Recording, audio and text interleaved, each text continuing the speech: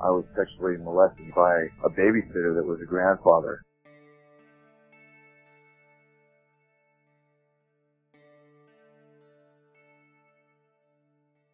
My parents, they left us to babysit. They'd go out to the bars. They wouldn't come home till late. So they gave him plenty of opportunity to, wait for his wife to go to sleep and then do whatever. He would have had to have gotten caught. Somebody would have had to have walked in on him. After that, we were sexually active. From that point on, all of us kids were. And it led to incest with our cousins. It led to all kinds of sexual sins that were just terrible. It opened a huge door.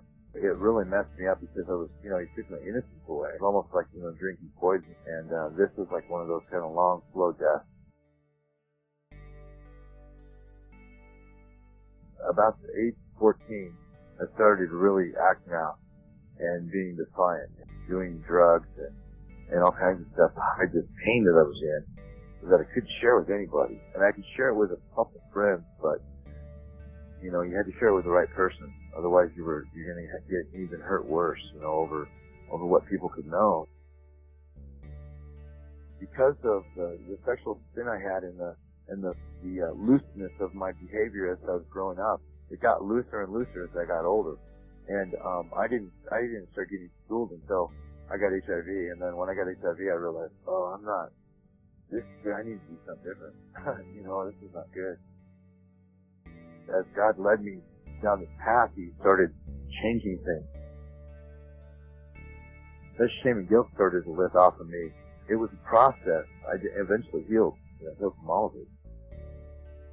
Here we are in this life, carrying on all this baggage of shame and guilt, and yet Jesus is the one that hung on the cross for that. And really, that's what it boils down to. You have to be able to actually take it to Him and give it to Him, and it's a process. And really, that's where you're going to start healing. And the closer you get to Jesus, the more you heal. He definitely comes and gets the ones that are broken. He really does. He rescued me, and as many times as I walked away from Him and came back, the last time I walked away from Him and came back, I realized that there was no reason to walk away ever again. You're dealing with issues that are going on that are really deep, but when you're in His house, you're in a place where you're getting healed. It's amazing, man. His love is so powerful. If we give it to Him, He will give us back life, and that life is more precious than anything. You can't carry this. It's self-destructive, and you need to give it to Him, and you need to put your faith in Him because He's real. You'll struggle in darkness until you do, and then when you do, the light will come, and you'll actually feel it lift off your heart. You'll know you're different. You'll feel it. You'll feel the difference. I know what it is like to carry this almost your whole life, and then finally just surrender it. When you start hanging on His Word and delighting yourself in Him, then the Word will become so alive to you that you'll just get lost there, and you'll be lost for years. I've been lost for years in His Word, and I'm finding all kinds of cool stuff out about God. He gives us beauty for ashes. Everybody knows the journey, the one that's in front of us that we don't want to take. Everybody says they've done the worst thing and God won't accept them. That's not true. I've done everything worse and done it 5 or 6 times worse over and over again, and God still gives chances. He doesn't give just second chances.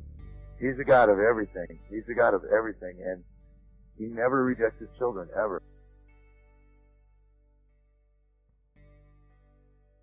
Holy, holy one, holy, holy one, Lamb of God, Lamb of God, holy, holy one, you are holy one, Jesus, holy one, Lamb of God, Lamb of God, you are worthy to be praised, Lord, you are worthy to be praised, you are worthy to be praised, oh Lord, holy, holy Lamb of God, holy Lamb of God.